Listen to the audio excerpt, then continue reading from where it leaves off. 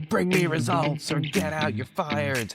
But the actual ability to be an empathetic leader, driving human engagement, we think is all about money. If you keep asking people, are you happy? Are you happy? They start thinking, well, maybe I'm not happy. Work has changed faster than our emotional operating systems. We're more connected than ever, more productive than ever.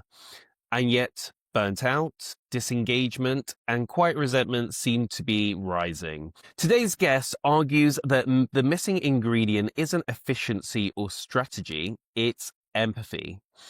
Mimi Nicklin is the founder of Empathy Everywhere and the best-selling author of Empathy at Work. She spent years exploring what happens to organizations and individuals when listening becomes a leadership skill rather than a personality trait. Mimi, thank you so much for joining me. You are so welcome. Thank you for having me in your studio today. You're welcome. Right, let's jump straight in. So when did you first realize that something fundamental was missing in the way that we work? Oh gosh, Lewis. Back in 2018. I mean, perhaps I knew before that. But in 2018, I had moved to Dubai at the time, and I had taken over an advertising agency as a CEO for that region.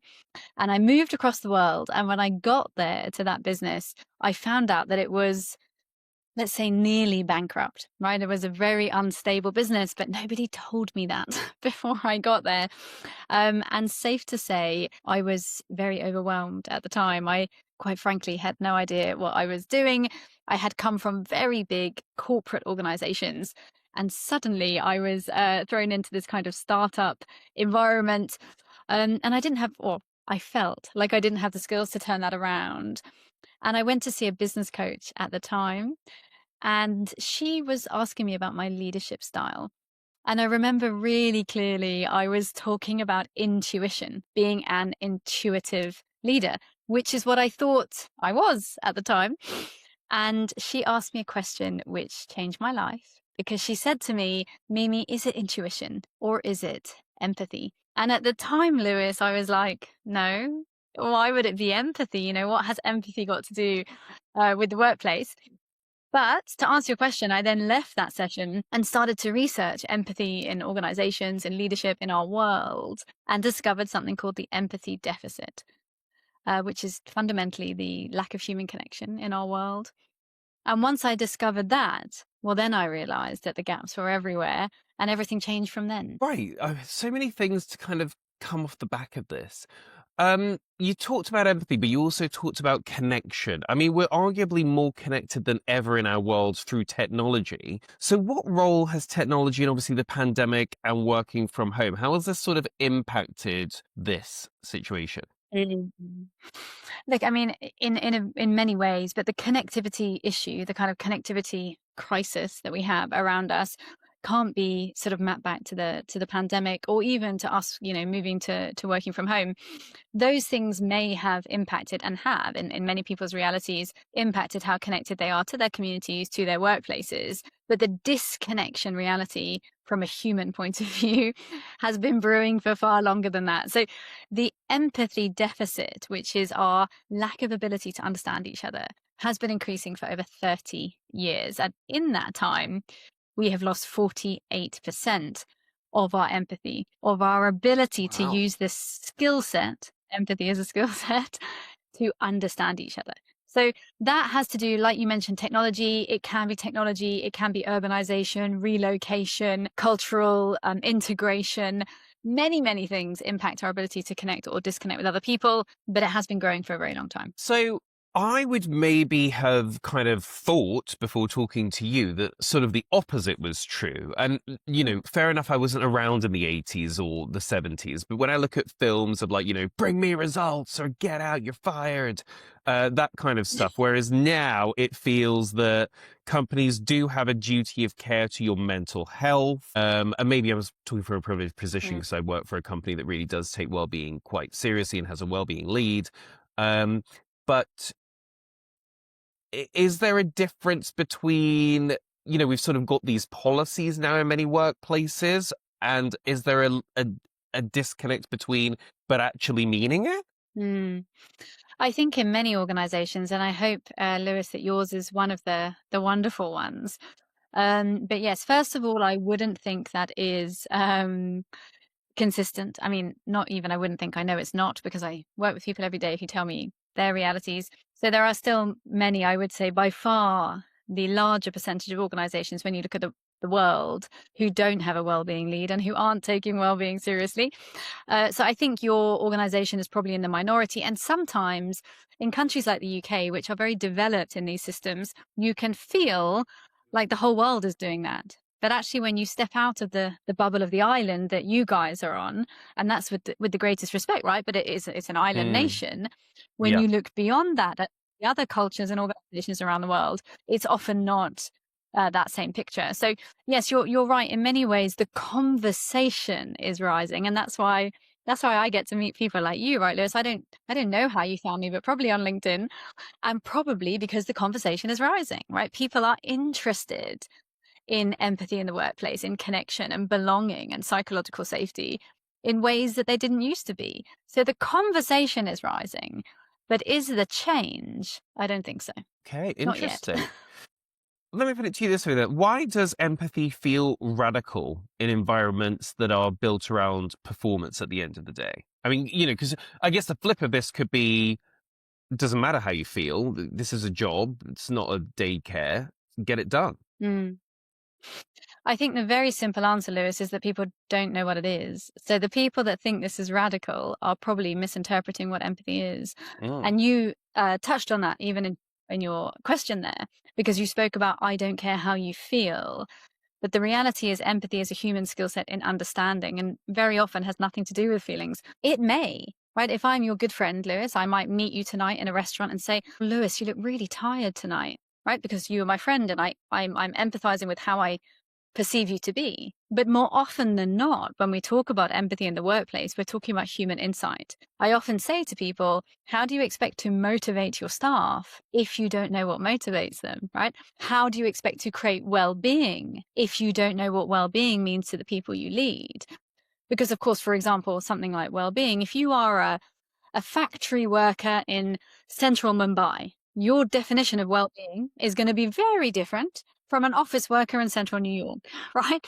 So empathy is not an emotion, and it's not about being nice. It's not about engaging with your emotions. Empathy is a skill set. It is the ability to take the perspective of those that are around you or with you in that meeting or environment. And it is a hard skill set, Lewis. So people often talk about these as soft skills. I think Yeah. the day is nearly done of that term. But these are not soft things, right? You're going to find empathy in war zones. You're going to find empathy used in hostage negotiations, in really tough, hard environments when you need to change human behavior. The only way to sustainably change human behavior is to start with understanding. And that's what empathy is. So when you ask the question, why does it feel radical? The answer is because you're misdefining what empathy is in the first place. Where did this misdefining come from then? Because I got to say, I kind of did think of empathy as a little bit as, it's a feeling and it's showing that you care, but actually you're coming at it from a completely different situation. So where has this kind of misunderstanding about what empathy means and what it looks like in practice come from? I think, do you know what, Lewis? I think you're the first person to ask me that. So that is, given the amount of work I do in the media, that is amazing to have a new question. But I think probably in its lack of use, certainly in the corporate world, right? So because we haven't been teaching, we haven't been training, we haven't been talking about this forever, basically, or maybe even ever. There is a lot of people who attribute the word empathy to sympathy, to kindness, to compassion, right? So let's clear it up for all of your listeners, okay? So empathy is a skill set and it's about understanding. Sympathy is an emotion, right? It's the same as pity. I feel sorry for you. It's an emotion. Compassion is an action. I am acting compassionately. I'm donating to the poor, or I'm helping someone who needs something. And kindness is a choice. So they're very different things. But when people have no reason to learn, it's very easy to not define these things. So empathy hasn't been a currency in the workplace or in political leadership, for example, of nations for a long time, which is why people like me get to do the work that I do as an empathy advocate, to travel the world every week and help more people just like you say, this is not about being nice. Please be nice to me. That's not what we're talking about, right? We're talking about a skill set in human understanding. How do you find it traveling the world making the case for this? Are business leaders receptive to it? Do you have to make it in a bit of a different argument as this is about driving performance of your staff? How do those conversations usually go? Look, I think on the whole, things are changing very fast, and the receptibility, is that a word? I think I might have made that up. The I know what you mean. reception of information from other people, you knew what I mean, right? Is changing. So leaders are more and more open to this conversation, which is again why I get to do the work and meet people like you.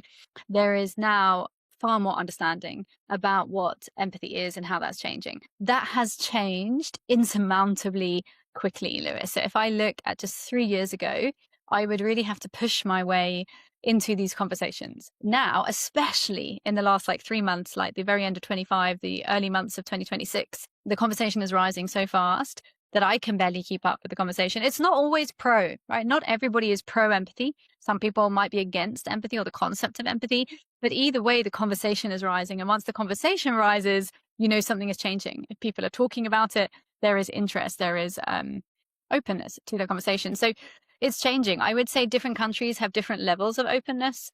I work predominantly in the East, so most of my time is in Southeast Asia and the Gulf. These markets are very sophisticated in their thinking around these areas. I think lots of the Western markets are also sort of catching up to that as well. So different markets have different levels, but overall, there's far more interest now than there ever has been. It's interesting. I mean, obviously you work in different markets to where I'm based, and obviously being in the UK and being sort of closely linked to, I guess, the American culture and what's going on there. One of the things that I've noticed, and maybe this is UK specific, but because of the cost of living crisis and sort of sky high taxes, there are a certain amount of people that are now feeling like, well, work doesn't pay, or pay enough that it makes it worth it. You know, I think of like maybe back in the day in the 90s, people work themselves into an oblivion, but you know, they get a pool at the end of it. Whereas now they work themselves into an oblivion. They might not even be able to afford their groceries. So obviously you're coming at it from talking about empathy and helping people understand, but there's still going to be a limited amount of things a business leader can do if the going rate for what you do is what you're being paid. So what I'm trying to get at is, you know, fundamentally, if pay is the problem, how do you work with that? I think there's a couple of ways to answer that, Lewis. I think, again, firstly, the ability to empathize with your staff is not to please them. Is not, I mean, hopefully you can please them, right? As a leader, it's good to have a team that is motivated and feels like you are fighting for what they need and want.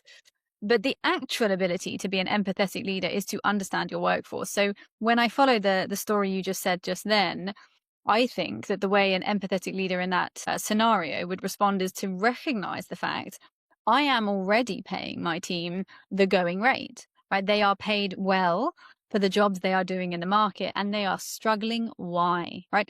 What else can I do that is not of monetary value to be able to support my team, to drive them in engagement, motivation, just joy in life, you know? And in my experience, Lewis, and if you want, I can tell a story or two, but there's many examples where leaders have been able to significantly shift mindsets and how people turn up and the energy in a team without spending any money. Well, So yeah, the tell me a first thing I would say story. is that empathy is, well, I'll tell you one. Okay. I'll tell Yeah. you the very short version, but I was working in India recently with a software company, and in Mumbai, and it was a very male, very young workforce in software development. And the CEO called me, and he met me through a friend, and he said, "Listen, Mimi, I have so many resignations, and I keep paying them more, even though it's over the market rate, and they still keep resigning. What do I do about this?" And the first thing I said was, "Well, Sanjay, have you asked them why they're leaving?" And he said, "Oh no." I said, "Okay, well, let's start there, right? Let's start with having a conversation, empathy, right? Insight, understanding." Understand from the people that are still there, why do you think all your colleagues are leaving? What is the challenge in our workplace where people don't want to stay? So that's where he started, and he did do that. And then a couple of months later, he called me back and he said, "Mimi, great news, right? We have stopped the resignations." I said, "Well, Sanjay, that's excellent. Tell me what happened." And he said, "Well, I changed the coffee machine." I said, Oh. okay, Sanjay, you're going to have to tell me a little bit more than the coffee machine, right? And fundamentally, I mean, I said a little in jest because, of course, there were slightly more changes than this. But one of the things that he found out from his team of young men in India was that they really wanted to, from a status point of view, to drink coffee, takeaway coffee on the way to work every day. And I'm sure just the same in the UK, if you actually add up your coffee bill every month, if you get takeaway coffee every day, it adds up. When you're on entry-level salaries, these young men, they didn't really have the disposable income to buy, disposable sort of coffee every morning on the way to work. It just adds up very quickly. But the coffee machine in their office was a very old-fashioned kind of, press the button, like Nescafe type machine. Nobody wants to drink that, right? So these young men mentioned that in their conversation with Sanjay, and so he bought them an espresso machine. He bought them, which again in India has probably a little more status than it does in the UK, but a very beautiful coffee machine, fresh milk. He made branded cups that are very nice, sort of solid cardboard cups with their branding. And now these young men could come into the office in the morning and hold a really good cup of coffee. And it's amazing how much that changed engagement, not because of the coffee, but because their boss listened to them, right? So they suddenly feel, our boss, he gets us, right? That drive our motivations. There's many of those types of stories, Lewis, right? Driving human engagement, we think it's all about money, but in Gen Z, money comes 3 out of 5 in their drivers. So there's many things that they care about more than money, So back to your question, can you use empathy in that environment? Absolutely, because what we're talking about is insight. It's like doing research. Understand your customers, understand your employees. How else can you be driving belonging, connection, engagement that doesn't, and in your version, can't rely on a pay rise? Should you approach this conversation with your staff? Because I can imagine there would be some bosses that are like, well, I don't want them to start pointing out all the cracks because then I'll have to fix them or there's, I guess, that kind of psychology thing. If you keep asking people, are you happy? Are you happy? They start thinking, well, maybe I'm not happy. Also, probably some employees may not feel comfortable saying this is what is a driver for me, and this is what I think is a problem. So from both the employee and the employer side, how do you facilitate these kind of conversations? Like, I think the first thing, Lewis, and I think I mentioned it earlier, is this term psychological safety, which, most people are relatively aware of now, which fundamentally means, do you feel that you can speak up in the workplace? If you're in an organization that has very low psychological safety, which means, as you were touching on there, that the employees don't feel that they can say they would like a better coffee machine, right? You have bigger problems than your salaries. And probably that's where you should start, right? If your employees don't feel able to mention where the challenges are in the workplace, and I'm not saying calling out big dramatic things, but just, things that could make work better. If they don't feel able to have that conversation with their leaders or with HR or with each other, I think there's cultural issues to focus on. So that would be the first thing that I would say. If you do have quite high psychological safety, but perhaps just a very shy team or lots of introverts in your team that don't really want to speak up, or perhaps you have a very remote team who don't feel able to have those conversations on a screen, perhaps, there's various ways, things like questionnaires, things like feedback forms, things like open forums, things like town halls that the CEO might have every month, and people can submit questions which he or she promises to answer. Obviously he's going to choose the ones, but he answers for the staff. So there are many ways to create more empathetic communication channels which suit different types of people in the workplace, people who have different levels of language and confidence and all of those types of things. As a leader, I don't think you have any excuse. You are a leader. Your job is to lead. You have to have conversations with people. That's why they pay you to be a leader, right? So in the end, to lead others is to listen. This is what I call listening-led leadership. Because in life, Lewis, people follow those who listen to them, right? I'm not going to listen to your advice if you haven't listened to me. So if we go back to the restaurant that I mentioned earlier, you and I are going to our restaurant on Friday night, and you're trying to give me advice on my new job, but you haven't given me the chance to tell you anything about my new job. Well, I'm not going to listen to you. You don't know, Lewis, why am I going to listen to your advice? I haven't even told you about my new boss yet, right? Yeah. We listen to those who listen to us. So if you want your staff to listen to you, to follow you. If you want to have impact and influence and be a people's leader, you have no choice but to start with listening, because that is what leaders do. So from a leadership point of view, you have to find ways to practice. Perhaps you might need some training. Perhaps you might want a coach to help you with that. Perhaps you might want to go on a course. Perhaps you might want to practice. There are many ways to do that. But the first piece has to be intention. You have to intentionally want to listen to others in order to act on that. Any work environments where this is harder to do than others, or do you just think it's a universal skill? If there is a leader and employees, it should be easy to do, or are there certain jobs or industries where actually this is a bit trickier? I think there are environments where this is harder to do. I think environments where physically it's very challenging, this is harder, right?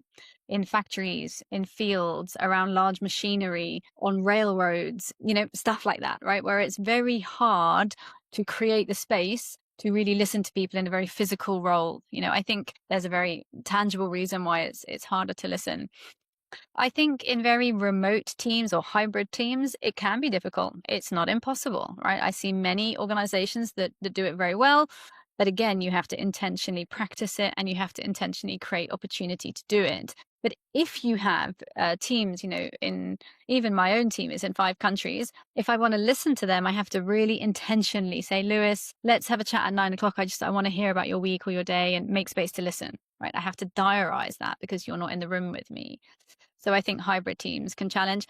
I think cross-cultural teams can make it harder because the greatest enemy to understanding is assumption. And when I don't understand your culture, it is easy to make assumptions, right? If I don't ask, I won't know, right? That is the backbone of empathy. The backbone of empathy is curiosity. I have to want to understand your environment, your culture, to be able to engage with you and to listen to you.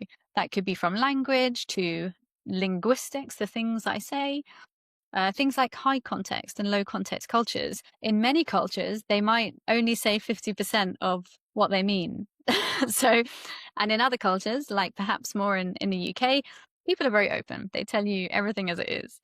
So yeah, I think, Lewis, there are definitely environments where it can be more challenging. And I'm British, by the way, just to give you context. I am from the UK, so I can say that I do know the Brits. But yes, there are environments where listening can be more or less accessible. But as leaders, we can create that intention wherever we are. Do you think that, how do I articulate this one? Do you think that this is sort of against the perception of what people think they are? Because people don't just become CEOs or leaders overnight. You sort of have to demonstrate over years and through promotions that you can lead. Yeah. And as you talked there about listening, and I kind of thought of myself, then, like, am I listening? Or am I, or have I in my head just kind of, as I've gone on, I've been promoted, been like, well, you're there to lead, you're there to tell people, and they're trusting you to navigate the ship. So if you don't know what you're doing, it's going to be frightening for them. But actually balancing that with making sure that I'm listening at the same time is maybe something that, even just as we're talking, is something I need to give more credence to. So do you think that this needs to be more in people's perceptions as they progress? And how do they balance that with, but if you don't show that you're a leader, and if you don't show that you know what you're doing and that you can drive the ship, you're not going to advance? I think you've hit the nail on the head in so many ways there. I think there is very low awareness of this. And often, Lewis, when I do masterclasses and we have the tea break, really often, maybe in all of them actually, someone will come to me, normally a man, but only because there tend to be more men in leadership than women. So normally a man. And he will come to me at the tea break and he will say, Mimi, thank you for the workshop. I have to tell you something. And I say, sure, what's up? And he will say, I just realized I haven't been listening to anyone for 35 years. And I say, don't worry, you're not alone. Right? So there is very low awareness of this because, as you said, there is this perception that my job is to lead. I must speak more than I listen. I must show power and I must show decisiveness. And of course, as leaders, we must make decisions, right? We must lead our teams. We must help them and support them. But that mindset generally is coming from another era of leadership. And today, Most people respond much better to leaders who listen. That does not mean I don't make a decision. I'm going to listen to all of you, and then I'm going to use my experience and all of those promotions, all of that experience to say, okay, I've heard you all, thank you. I think we should do option A, right? Because I understand the environment, I understand what you've all said, and I think this is the right decision, and I am the leader, and let's hope I'm right. Okay. But I think often, I would say to people who are very much stuck in that kind of old command and control approach to leadership, which is a little bit what you're talking about, right? I'm the boss, I speak, I say, you follow. If you think about being a parent, and if I ask my audiences, do you bring up your children in the exact same way that your parents brought you up, especially in Asia, but all over the world? The audience goes, oh gosh, no, why, no way. So then I ask them, okay, so why do you want to lead in the exact same way that you were led 20 years ago when you were entry level in the workforce? And then they will go, oh, yeah, that makes sense, right? Why is it in our personal lives we've evolved? We say things should change. We bring up our children differently. We understand the world has changed. And yet in the workplace, we constantly say, oh, but when I started, I did this and I did that. And guys, you started 20 years ago. So I think it's changing, Lewis. We have to be open to the environment we're in, open to the world that we're leading in, and open to all of those new generations as well. So just on the flip of this, I guess, how do you then navigate saying no?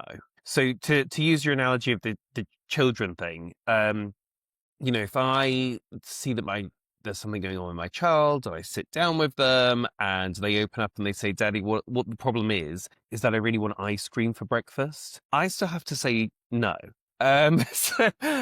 So how do you deal with that when you've sort of asked someone to, I guess, be vulnerable? Maybe sometimes not vulnerable, they're just telling you factually what it is, but it's not within your power to give, or actually you think that is a bad idea as a business leader, that actually we shouldn't, open up a branch where we sell hot air balloons or whatever it is.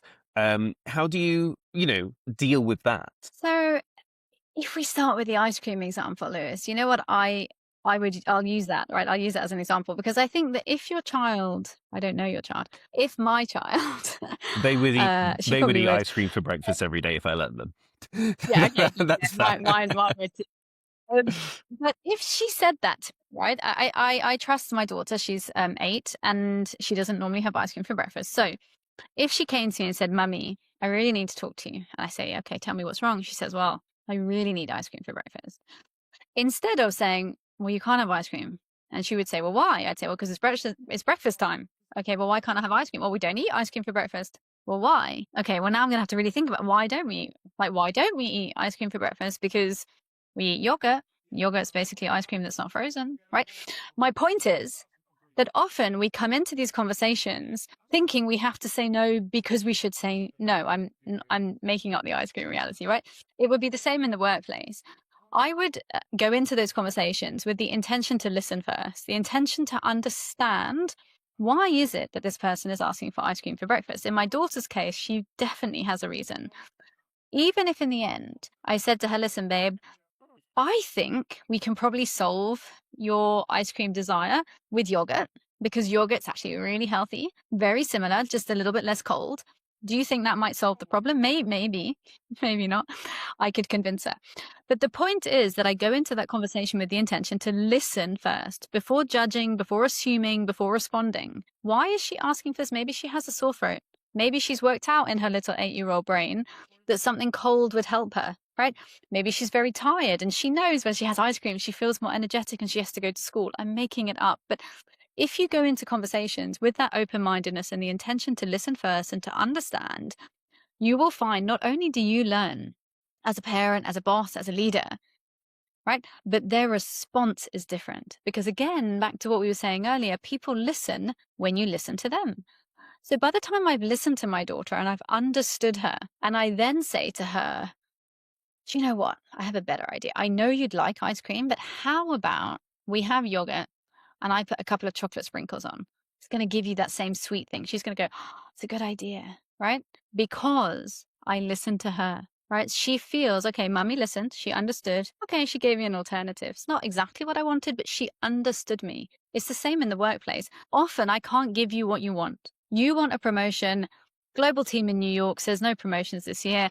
I cannot give you that. But if I listen to you and you say, listen, I really need more money. And I say, okay, this is a challenge because we have a pay freeze, but tell me what it is about this increase in salary that would help you. And if you said to me, well, I really want to do my MBA, right? I really want to do an MBA this year. Maybe that's a problem I can solve. Well, actually, whilst we have a pay freeze, we do have an educational grant, or we have an internal leadership program. Perhaps I could put you on that, whatever, right? So there are no environments where listening first won't help you. Maybe you'll still say no to the ice cream, but maybe you'll find another way in. I love that. Just as we wrap up, I want to ask you about the future of empathy in the workplace. I'm going to give you a broad question so you can take it wherever you want. But are we in a transitional phase, as we kind of talked about at the top of this? People don't even really know what empathy is. And will this sort of become the new normal? Is there a worry that AI gets involved and CEOs just say, oh, well, we've got an AI that's in charge of it. It asks them questions every 2 months to see how they're happy, and I get a full report and I just action things I want to do from that? You're right. It is a big question. I think let's take the AI piece for a moment. I think that the shift in AI is definitely elevating the need for us to have these skills. And that is why, when I mentioned earlier how quickly this conversation is changing, really in 3 years, but actually in 3 months, is because of AI. Because people are realizing that the real competitive edge of our times going forward will be our humanity, right? Because the more AI fixes our processes and does the admin and shifts our operations, what we have left as competitive advantage is how we engage, how we build trust, how we convince, how we persuade, how we negotiate with each other as teams and as leaders. So the AI reality has shifted how important these skills are and will become with children as well. Right? We are rushing as governments all over the world to teach children AI. What about their social emotional skills, right? It's not going to help us very much if we have generations of children that can code bots, but also want to marry them, right? We have some challenges in that, right? So I think the future of empathy sits in a conversation that is elevating around what it is and why we need it. It does, as you say, Lewis, start with definition. I talk about 3 phases: awareness, intention, and accountability. Awareness is exactly what you and I are doing today, making sure that more people are aware of what this is. Intention is some of the other things we've touched on, the intention to be a more listening-led leader, to teach your people, to do masterclasses or courses or create content that helps them understand why it's important to be human, why we need to listen to each other. And that is based, most of my work, Lewis, is based in neuroscience. So there's no debate, right? It just is how the human brain works. And the third part is in accountability, whether that's in your personal life as a dad or it's as a leader in the workplace, to be accountable either to yourself or your organization to say, we will listen to each other more, because there are no relationships in life that do not improve when we listen first to each other, to context, to our relationship. So I think the future is very bright. It is rising very fast from a government level, social, policy, economic. And the reality is this has a direct impact on our GDP growth, on how much we're able to grow our economies. So the time is now, Lewis, and here's hoping for many more conversations ahead. And are you hopeful? Do you think we'll do it? Yes, I'm hopeful that we as humans can do it. I'm incredibly optimistic in the work that I get to do, the very small part that I get to play in it. The only reason I had a slight pause is I think the journey is bumpy.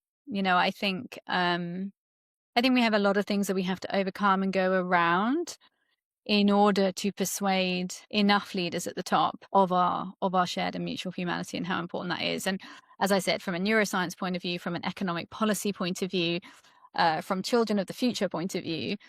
So I'm very optimistic. I'm just not sure that enough of us are. It's very doom and gloom out there. And that's not going to help us make things better. So I think mindset is a really big part of the equation. And hopefully we can all be more optimistic together. Love that. Mimi, thank you so much for joining us today. If people would like to find out more about you, speak to you, book you, where should they go? Thank you. They can find me at www.empathyeverywhere.co. or they can Google my name, Mimi Nicklin, pretty much anywhere. And I do send every 2 weeks a letter to over 10,000 people, which is a very candid pen pal letter. Do you remember pen pals, Lewis? Right? Or are you too I young? remember the concept. I never had one. I never had one either, but anyway, these letters are a bit like that. They're very candid letters. It's not a newsletter. It is as close to a handwritten letter as you can get in the digital world. We've had over 10,000 people join us in the last 7 months, and they are at empathyletters.com, so they can pop over and join the letter writing over there. Thank you so much. Subscribe for more content.